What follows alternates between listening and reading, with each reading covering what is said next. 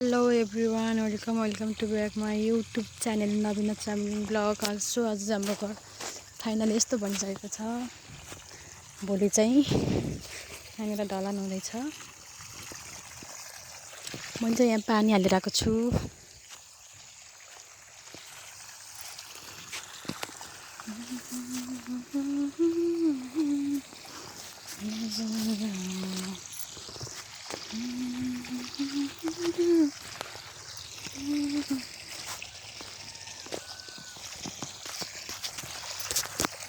पानी चाहिँ सार्नुपर्ने हुन्छ किनकि यो माटो चाहिँ मजाले बस्नुपर्छ पानीले भिजाएर, नत्र भए कता डाँडा कता खोल्सा हुन्छ। कस्तो पाइप पनि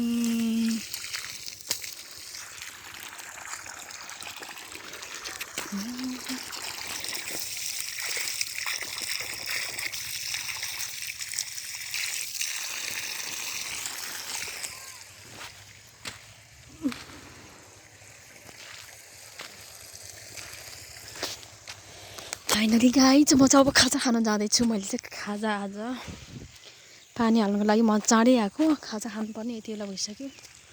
मैले चाहिँ आज खाजा चाउचाउ र पानी लिएर आएको छु। सो अब म यहीँ बसेर खानेछु। जति पानी हाल्यो उति डह्रो हुन्छ अरे, सो त्यही भएर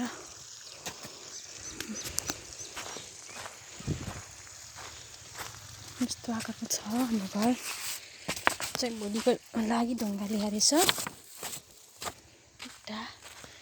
यहाँ गाईघाटको इँटा चाहिँ निकै ठुल्ठुलो हुनेछ, धेरै ठुल्ठुलो काठमाडौँको भन्दा चाहिँ।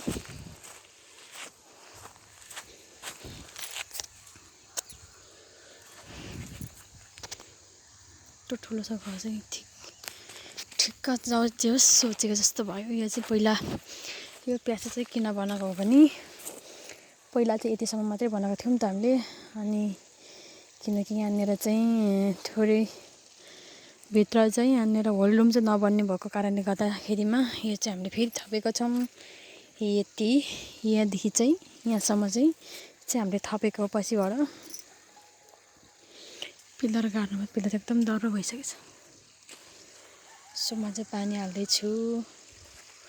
गाइज खाजा नि खानुपर्ने हो, मेरो खाजा त्यहाँनिर छ। अब खाजा पनि खान्छु कि खाँदिनँ होला म आज।